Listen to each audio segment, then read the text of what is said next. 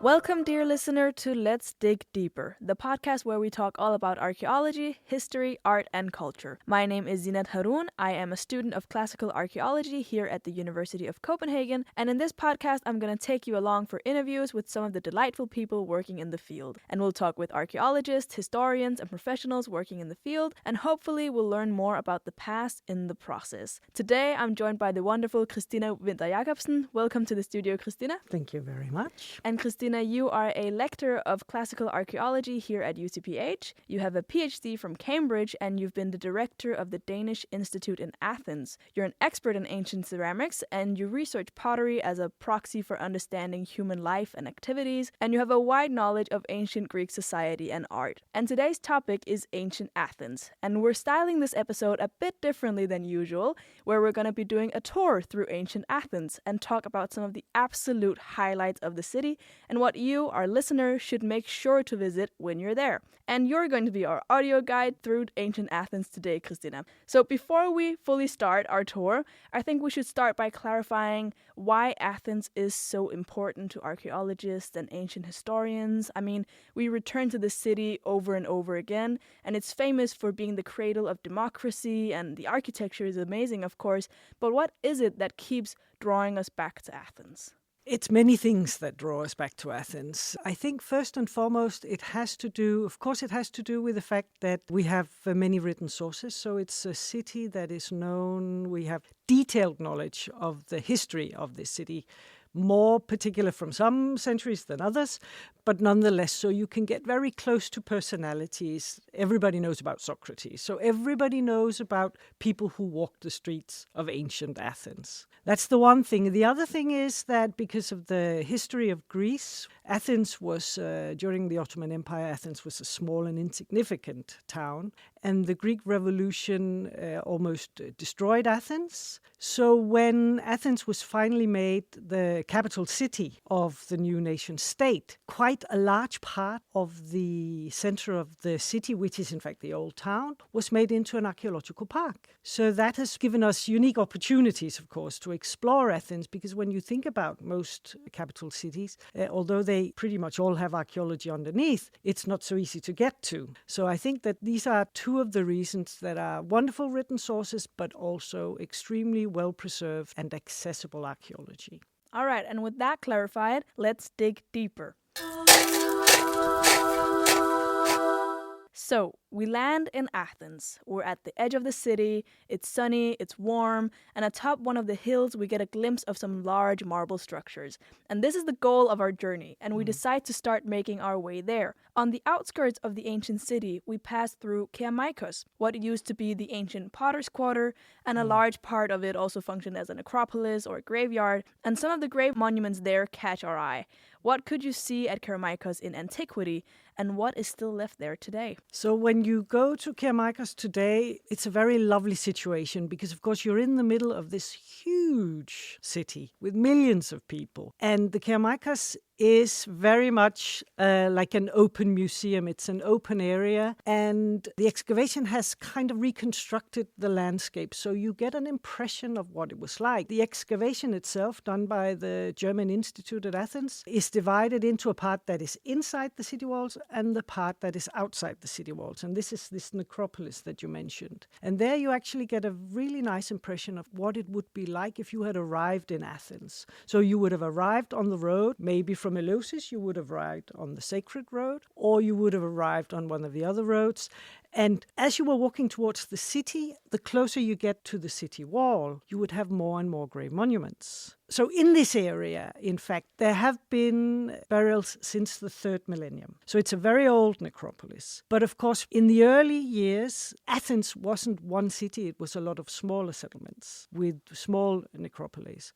But as smaller settlements got collected into one city, the custom of having the burial or disposing of the dead outside of the city walls temples became more and more dominant, and the roads towards the city became the focal areas of the grave monuments, because as you were approaching the city, you would be able to mourn collectively your dead. So families would have grave plots with grave monuments, and there they would use sculpture, epigraphy, so poems, to reach out to the people traveling by and get a response. Look at our wonderful and beautiful and much missed dead, and mourn them with us. So it would have been a very powerful experience as you walk through, and you would have all these grave monuments. If you were walking in the 4th century, let's say in the 4th century, you would have all these grave monuments aligning the road with all these faces and members of the family. So it would have been a very powerful experience. And some of the really great monuments there, what were they? So they're all different ones. There are private ones and there are public ones, which is part of why the Kerameikos necropolis is especially interesting, because, of course, all around the city wall there would have been necropolis. So Kerameikos is just one of them, and it happens to be the one that's excavated to this high standard. There are others. But the Kerameikos one was especially important area because it also became the area of the Demotion Sema, which is the public necropolis.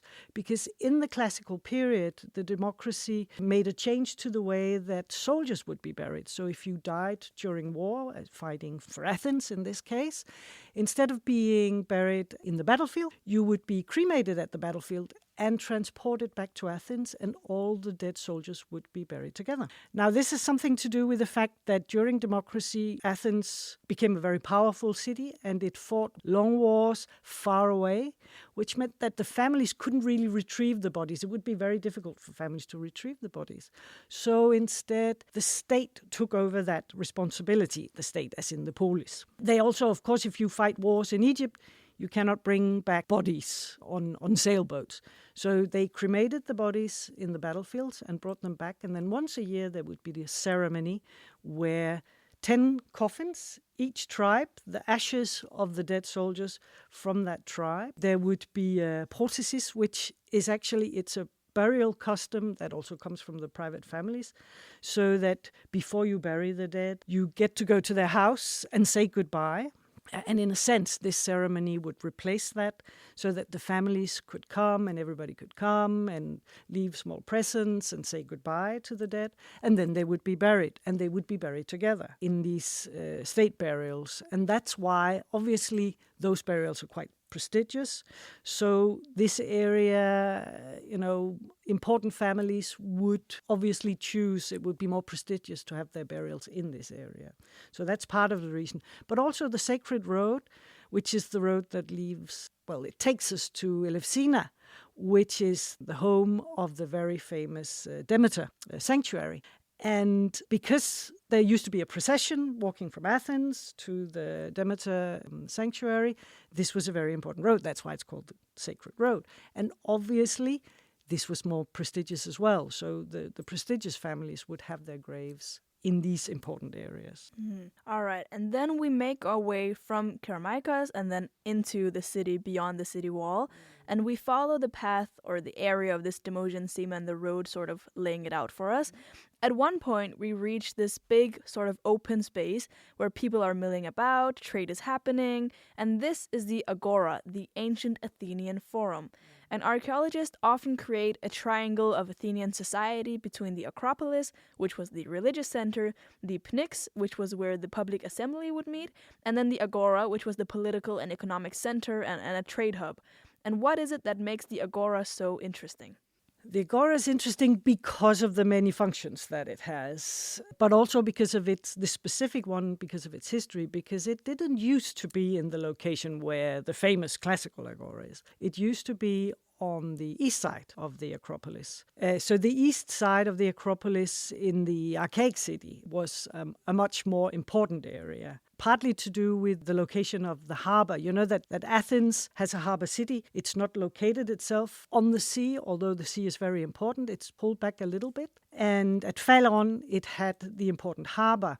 And Parthenon is closer to the area east of the Acropolis. So that's where the core of the ancient city was during the Archaic period. But during the classical period, when democracy was founded, they actually moved the political center of the town to this new Agora on the northwestern side, which is much closer to the Kerameikos and the city gates on the western side of town. The area had already partly been explored, probably for more commercial purposes. In the 6th century, Athens is a growing city, and it's a city that has ambitions. So they need more space, and this new area is developed probably initially for commercial purposes, but when in 508-07 the democracy is founded, they need to build new institutions, and they place these in the Agora. So the Agora is partly the political heart of the city, but it's also a very important commercial place.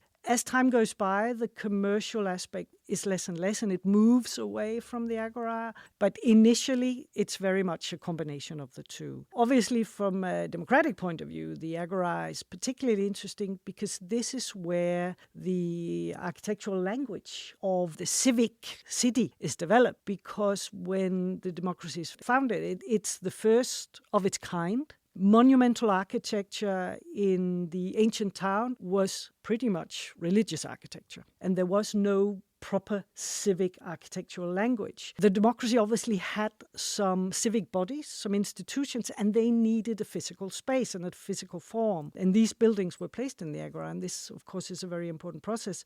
So it's the Bouleuterion, which is the meeting place of the Council of 500. It's the Parthenon, which is the house of the sort of the executive committee of the Council of 500. It's the Boule, let's call them that. It's a bit shorter. And it's the Store Basileus, which is the office of some of the most important civil servants.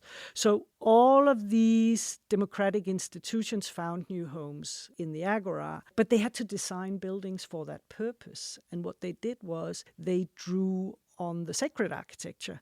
If you had walked around Athens in the 6th century, columns, Doric and Ionic columns that we know that they're so common, even in our own civic architecture, would have been a characteristic of the sanctuaries. But this language was used to dress up the new democratic institutions, obviously in order to borrow from the power and provide legitimacy to the democratic institution. So this is a very interesting period of time when there's a unique opportunity, a new opportunity to develop on the architectural language. And the way that they progressed really was to imbue the architecture with the powers of the sacred world. So part of the reason why the Agora is very interesting. Well, it's definitely a very significant one because, as you say, this is where democracy maybe perhaps physically took form actually for the first time, right? And the Agora centered around the Pan-Athenaic Road, which was used during the incredibly important Pan-Athenaic Festival, which then ended back up at the Acropolis.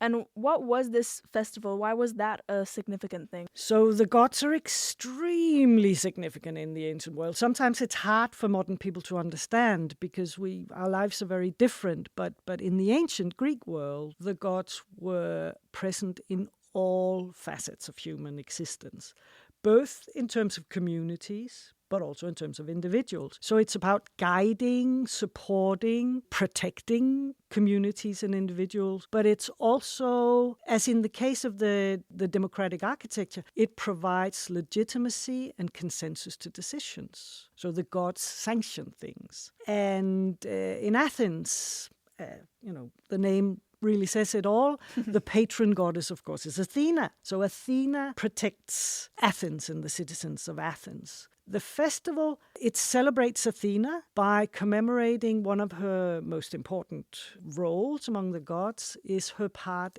in the war between the gods and the giants. For this celebration, as is common in the Greek world, there are competitions. So we know that from the Olympic Games, and there are many games, but the Olympic Games are probably the more important ones. So what happens is that there will be all these competitions, not only in sports, but also in poetry and in music. So this coming together and competing and showing off is a really important part.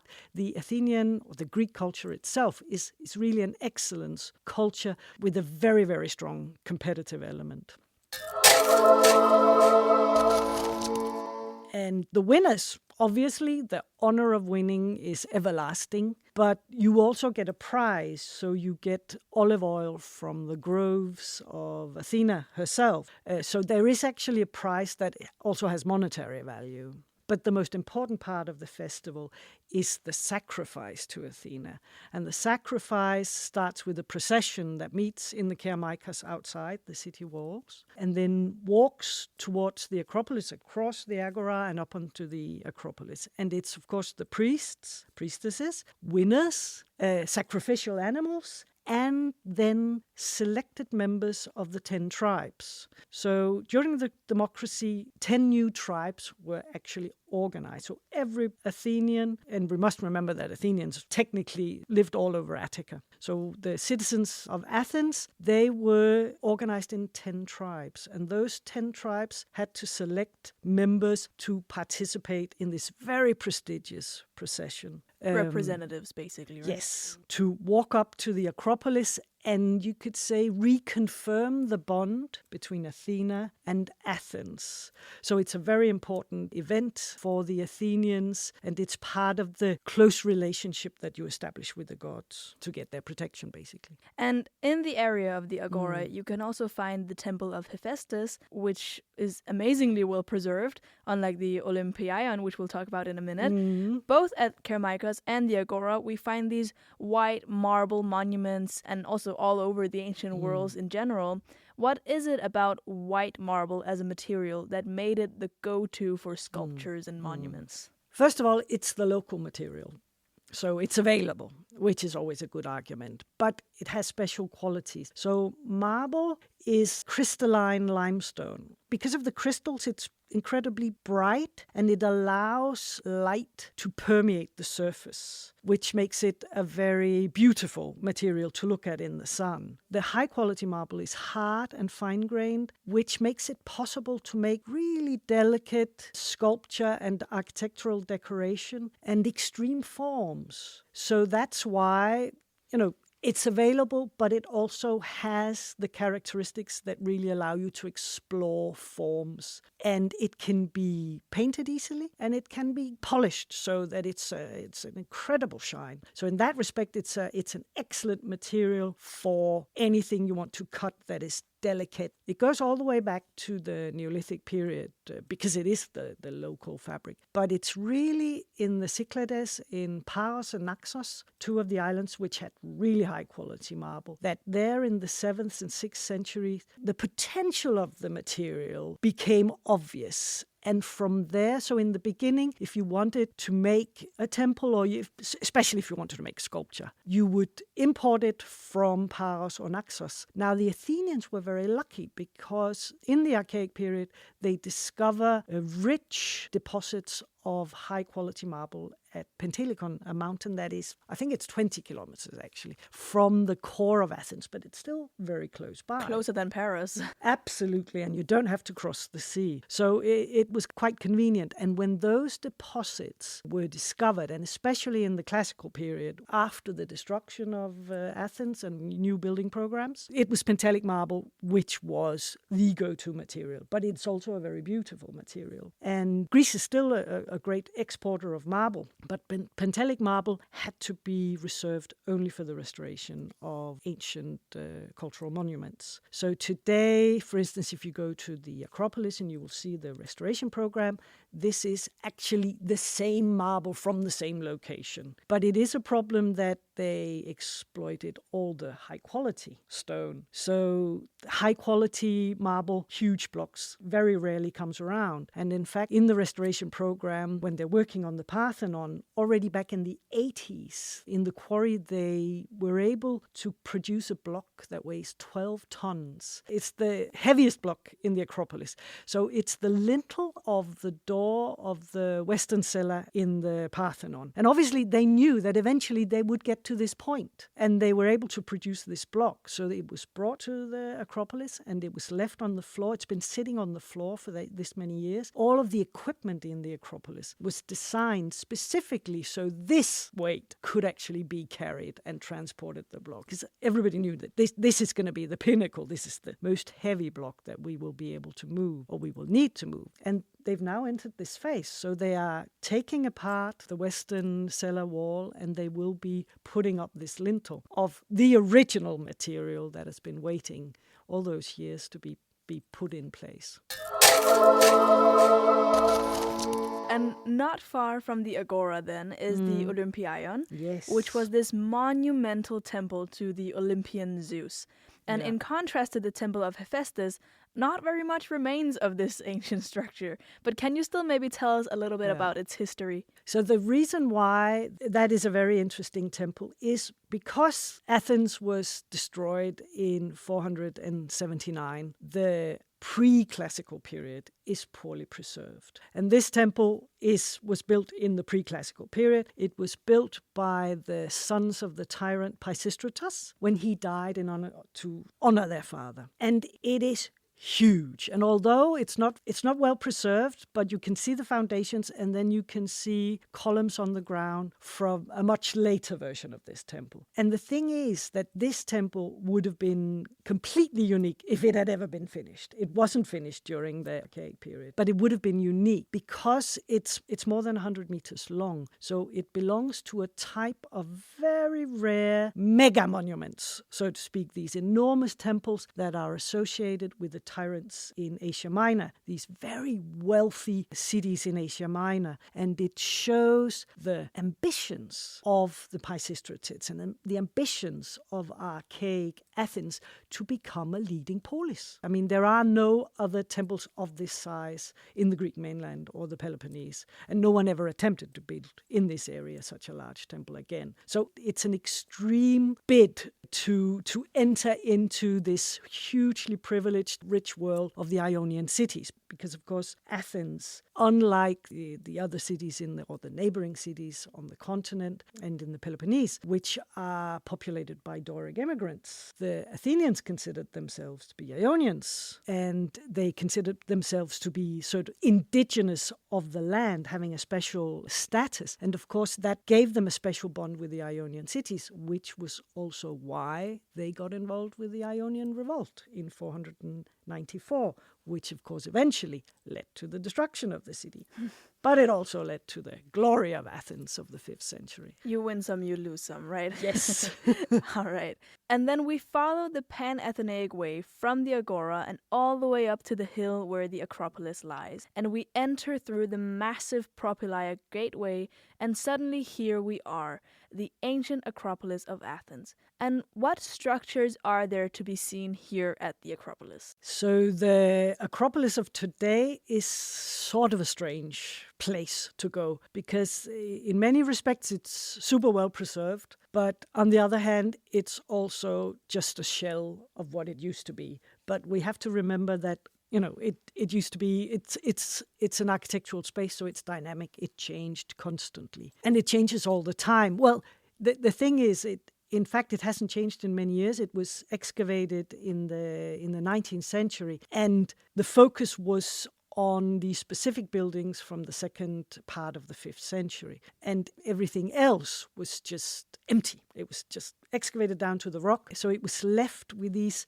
empty ruins, reasonably well preserved, I would say, but nothing in between. And it didn't really develop for many years, but then 5 years ago, it must be now, they decided to put in a new path made from cement. And this created big scandal. A lot of people were very critical. The purpose of the path was actually to provide access to people in wheelchairs or people who have to walk with canes or have disabilities. But the fact that the sacred rock was changed was something that was unbelievable to many people. So obviously the Acropolis that you enter today is an icon. And it is related to many ancient necropolis, many ancient phases, but it never looked like this. it didn't. But the dominant buildings are they are original buildings. And the Parthenon, of course, is the biggest building on the Acropolis, but the Parthenon is an extraordinary building for many reasons. It did replace an earlier building, so it replaced an archaic building, but actually the reason why it was constructed was because of a very important victory for the Athenians in 490, because the Ionian revolt didn't go so well. And the Persians decided that they wanted to punish the Greek cities that had supported the revolt. This was Eretria and Athens. So 490, there was a Persian invasion. The Persians landed at Marathon, which is now very famous for this reason. The Athenians were greatly outnumbered, and of course the Persian Empire, well, we normally call it the Persian Kingdom, but it was a superpower in its time. It was enormous, and it consisted of multiple cities, fabulously rich, so a genuine superpower. And it wouldn't have been thought possible for the Athenians to get out of this dilemma, but they won. They won the Battle of Marathon, and that led to Athens making a place for itself, an important place for itself, when the second Persian invasion came. Of course, in the second Persian invasion, the Athenians had to give up Athens and Attica. Athens was destroyed, and the cities in Attica were also destroyed. So by the time the Greeks won, they came back to, a city in ruins in 478, and they had to rebuild everything. So the Parthenon is in fact a gift to Athena, decided after 490. So after the Battle of Marathon, the Athenians decided to gift Athena with a huge monument to mirror the fantastic victory that they had won, and that obviously she had played an important part in. The early phases of this temple was destroyed, and then when the Athenians came back, they had to build a new temple. So imagine them, they come back to an entirely destroyed city, so there are many things that need to take place. And this grand restoration of the Acropolis, that only happens in the second half of the 5th century. And by then, Athens was super wealthy and super, super powerful. Athens was itself a superpower. All of that wealth and pride was poured into this building complex. So the Parthenon is the first temple entirely of marble. It's the most richly decorated temple in the Greek world. So it is very special. And it's arguably the most famous monument, not just in Athens, but in ancient Greece as a whole, right? It's become sort of this symbol of democracy and Western civilization. But there are other monuments on the Acropolis, even though the Parthenon might outshine them at times. For example, the Erechtheion, which is the smaller temple to Athena on the north side of the Acropolis. And when thinking of it, you probably picture the Porch of the Maidens with the caryatid pillars, these pillars formed as young women. But a bit unlike the Parthenon, the Erechtheion has roots that go much deeper, possibly all the way back to the Mycenaean Bronze Age, so in the 2nd millennium BC, right? So it isn't really possible to make a direct continuity or to show a direct continuity between the Bronze Age and the historical Acropolis. So we must remember that the prehistorical Athens was a very different place, and it wasn't just one settlement. But there was on the Acropolis, there was a Mycenaean palace. Like we know from Mycenae or Tiryns, probably not as complex and grand as those, but there was a Bronze Age palace. And if you go to the Acropolis, you can actually see the Bronze Age walls. The building program of the second half of the 5th century is located on top of this. Now, the Erechtheion is interesting because unlike the Parthenon, which is a symmetrical building, which is what we expect of the Greek temples, the Erechtheion is completely asymmetrical. It is sort of 3 temples in one, with different parts, differently organized. It's the most important temple because it is the house of Athena Polios, so it's the house of the patron goddess. It's where her cult image was kept, but it was also the house of many other cults. And it was used to house the cults of mythological kings. So that's why, in a sense, you could say that, yes, it does go back, or it draws on a remote past. Because again, the Athenians consider themselves to be autochthonous. So they were indigenous. That meant that they had ancestors going all the way back in time, which means that when ancient walls were visible, these were seen as direct evidence, of course, of direct ancestors. These older walls are actually incorporated in many places in the Acropolis because you can look on them as a window to the ancient past of the Athenians and this ancient heritage that the Athenians claim, unlike their Doric neighbors. The Nike temple it's even more obvious there because the Nike temple, which is of course the Temple of Victory, but it's located at the point, the western point of the Acropolis.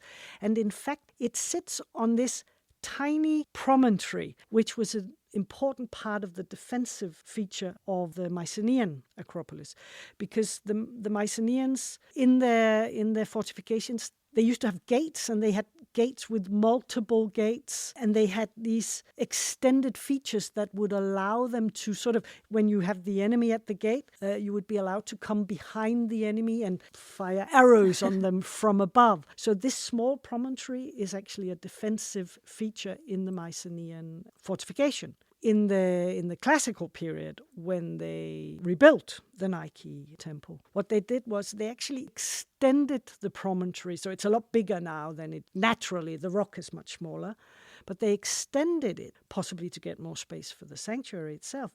But what they did was they left two physical little windows in the terrace wall where you can see underneath the rock and the Mycenaean fortification. So clearly, this connection, this deep connection to the past was very important to the Athenians. So although there's no direct continuity of purpose, you cannot say that this is a temple and there has been cult ever since the Mycenaean period at this particular point. We cannot say that. We don't have the evidence for that. It's very clear that they engage with the deep past in the way that they rebuilt the present at any given period, I would say. And you mentioned the Temple of Athena Nike, or the victorious Athena, right? Which was built over the old sanctuary of Athena Nike that was destroyed by the Persians in 480. And so, yeah, as you say, the Acropolis has been through these very many and different phases of building, destruction, and then rebuilding. And you already talked a little bit about it, but why do you think the people of Athens kept coming back to this place? Well, I Deep think, breath. Yes.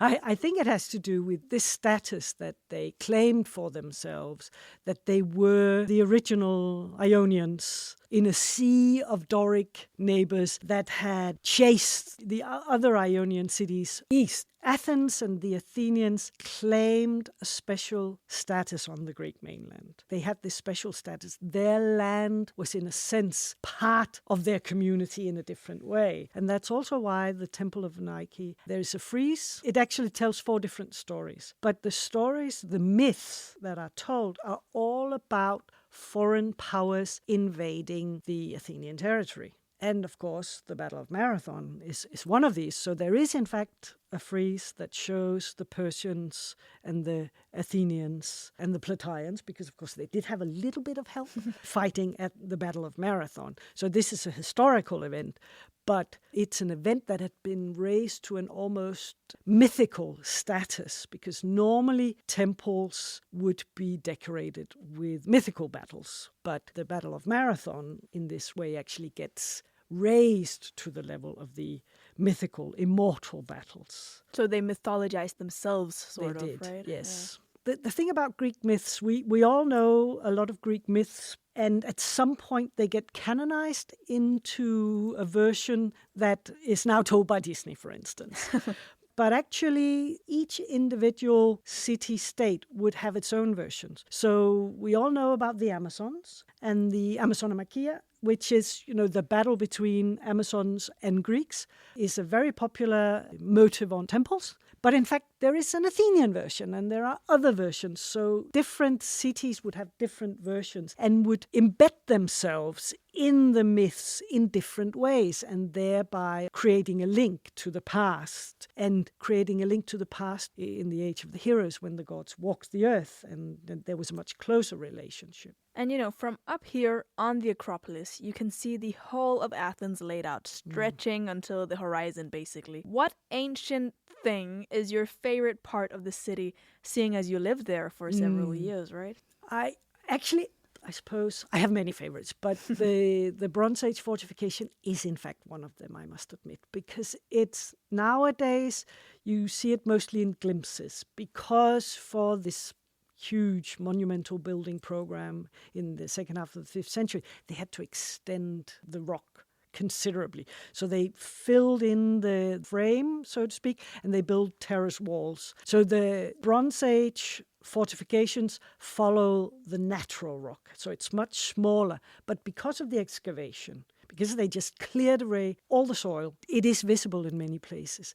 The Mycenaean city walls are built with these enormous stones that are not cut. They're sort of very rough, huge blocks, maybe 2 meters wide, put together, and it looks as if it's built from giants. Either built from giants or something that almost grew out of the rock. So it is very special, and it has a very different texture. So when you go to the Acropolis and these rock sections pop out to you, it feels very foreign and very different from all these polished white marble and, finely cut decorated surfaces. So that's one of my favorites. And if we then conclude our tour here at the peak of the Acropolis, can you give a final encouragement as to why people should visit Athens? Time has a very special significance in Athens, and it's something that you can experience. So the Danish Institute is in Plaka. It sits on top of the ancient city. But in the middle of the square, you have to walk down 5 steps, is a church. Originally, the church was built in the 11th century, and it is the oldest active church. So it's not a museum. It's a church where you can go to a church service. And then in the corner,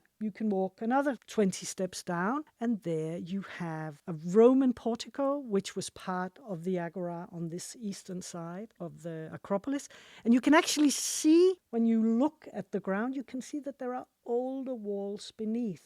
Athens, probably more than any other city I know, is a true palimpsest of all the different phases of life that has been lived in the city. They're all visible, because now is now, and now can only be now. But in a sense, now is when you're standing in places like this, the entire past just sort of unfolds before you and sort of also makes promises of the future. So time is really dynamic and fluent in Athens, which is very special, I think. Really one of those cities where you can dig deeper, I suppose. Absolutely. Great. What a good way to finish off this episode.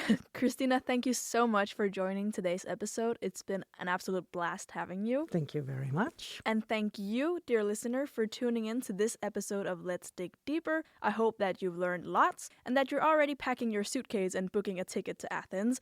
I know I, for one, can't wait to be back there. If you have any questions or suggestions for the podcast, you can reach us at letsdigdeeperpodcast@gmail.com. Don't forget to subscribe to the podcast so that you never miss an episode. I'm Zinat Haroun, and I've been your host. You can reach me on Instagram, z_archaeology. Thanks for tuning in. I'll see you next time, where we will dig deeper into another topic. Bye!